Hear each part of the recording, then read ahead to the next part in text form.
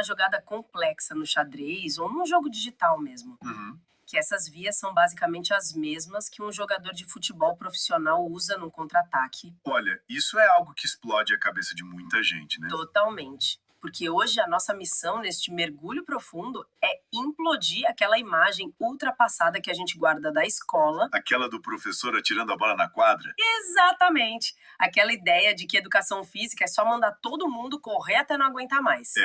Reduzir o movimento humano a só correr atrás de uma bola é tipo dizer que engenharia aeroespacial é sobre soltar pipa, sabe? A ciência hoje não enxerga o corpo como uma máquina de suar. Nossa, não mesmo. Tem toda uma biologia avançada, neurologia e até a cultura por trás de como a nossa espécie usa o espaço. Certo, vamos destrinchar isso, porque antes da gente falar sobre tática de esporte ou a neurociência das danças do TikTok, a gente tem que entender a base. A fundação de tudo. Isso, porque tem um abismo funcional enorme entre só se mover e treinar de verdade. Essa confusão entre atividade física e exercício físico é gigantesca. E é uma distinção que dita a fronteira entre só existir e de fato melhorar a nossa biologia. E seus músculos estão gastando energia. Mas não é um treino. Não, porque essa demanda do dia a dia não gera um estresse forte o suficiente para forçar o corpo a evoluir. Já o exercício físico é outra história. É uma intervenção planejada. Tentando traduzir isso para o dia a dia, eu imagino como se fosse a gestão financeira de uma empresa, sabe? Mas o exercício físico focado seria tipo o setor de pesquisa e desenvolvimento, Ah, boa analogia. né? É pegar parte da sua energia e fazer um investimento intencional super agressivo para criar um produto mais resistente no futuro. Faz todo sentido. Mas, fisiologicamente, o buraco é ainda mais embaixo. Quando a empresa investe, ela acumula recursos de fora. Quando o corpo treina, ele literalmente reconstrói a própria arquitetura celular. É uma mudança de dentro para fora. Diabetes e hipertensão. Isso. E obesidade grave. Porque o sedentarismo de hoje em dia não é só a falta de movimento. Ele é um estado inflamatório. O tecido muscular, veja bem, não serve só para gerar força. Ele é um órgão endócrino gigantesco. Pera, os músculos liberam hormônios? Exatamente. Quando a gente ativa a musculatura com intensidade, ela capta a glicose e libera proteínas chamadas miocinas. Elas regulam a inflamação. Uma sinalização química obrigatória. Perfeito? Avisa as células que elas precisam continuar eficientes. E essa sinalização é o que altera a nossa composição corporal. O que derruba aquele mito de focar só no peso da balança, né? A ciência mostra que o importante é a proporção estrutural. A massa muscular, a densidade do osso, a gordura visceral. Exato. O estresse de um treino de força, por exemplo, faz os ossos depositarem mais cálcio, ficam mais densos. E a partir dessa fundação otimizada, nascem as capacidades físicas humanas, tipo a força bruta, a velocidade e a flexibilidade. É o nosso arsenal biológico. E é muito doido ver o que a humanidade fez com esse arsenal. A gente não quis só correr de predador. Nós criamos matrizes de regras absurdas. Inventamos problemas de propósito para o nosso corpo resolver. Sim, e a forma como classificamos os esportes expõe muita genialidade humana. Começando, por exemplo, pelos esportes de invasão. Ah, os esportes de invasão. Basquete, rugby, futebol é um dos desafios cognitivos mais complexos que a gente criou. Não é só ter a bola. Tem que invadir o território do outro e defender o seu ao mesmo tempo, Tudo de forma reativa. o que exige um processamento de dados brutal. No futebol, o jogador não está só tentando não perder o fôlego. O cérebro dele está calculando a velocidade da bola, Prevendo a trajetória dos colegas de time. antecipando o zagueiro. É pura tomada de decisão com a frequência cardíaca explodindo. E isso é muito diferente dos esportes de marca, né?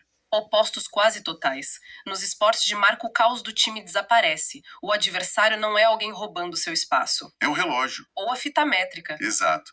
O adversário é a biologia e a física.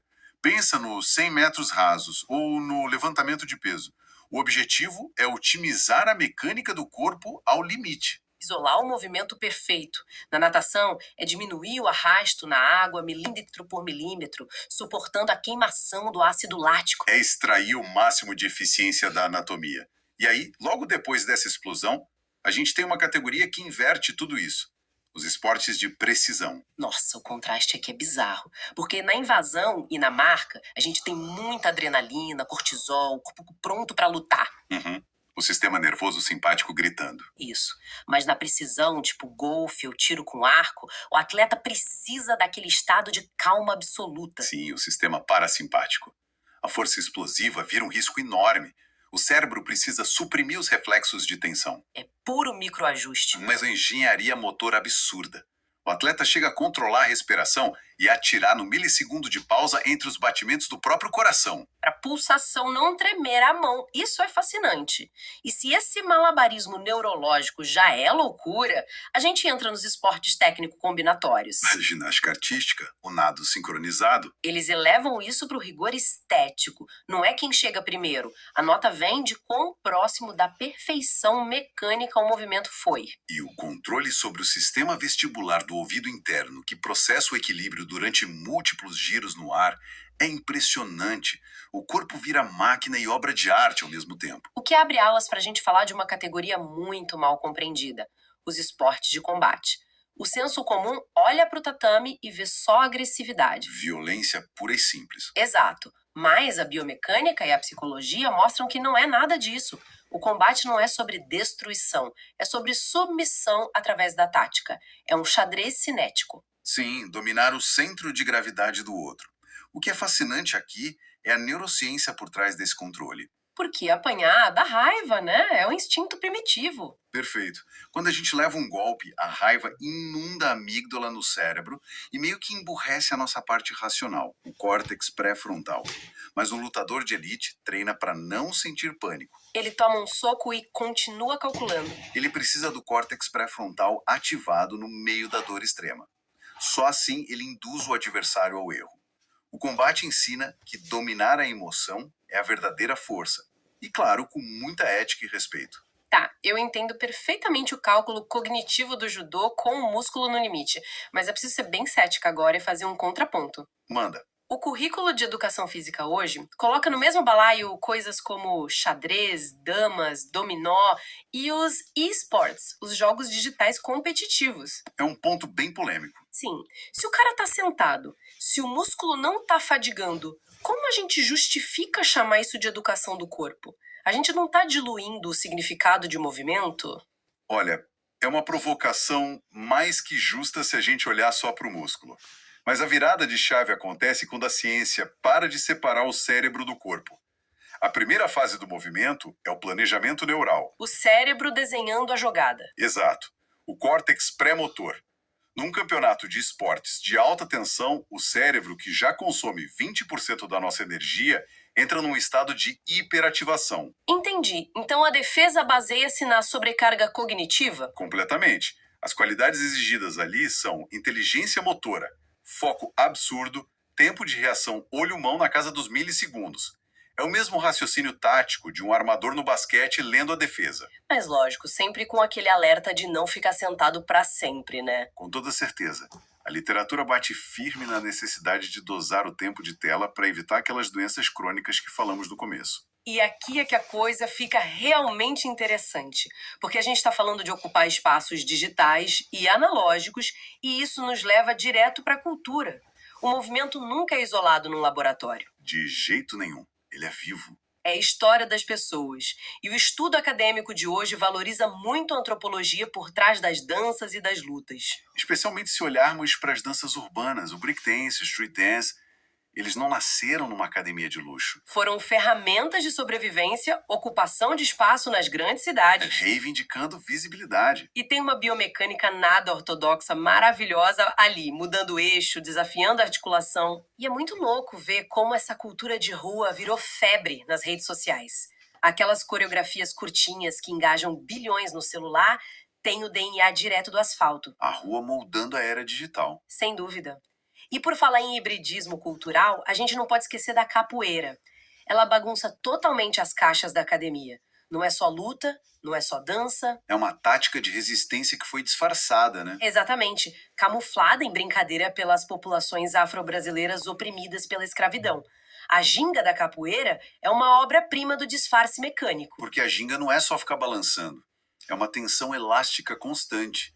O cara mantém o corpo oscilando para esconder de onde vai sair o golpe. Diferente do karatê, que tem posturas super estáticas antes do ataque. Na capoeira, a ameaça letal se mistura no compasso rítmico do berimbau.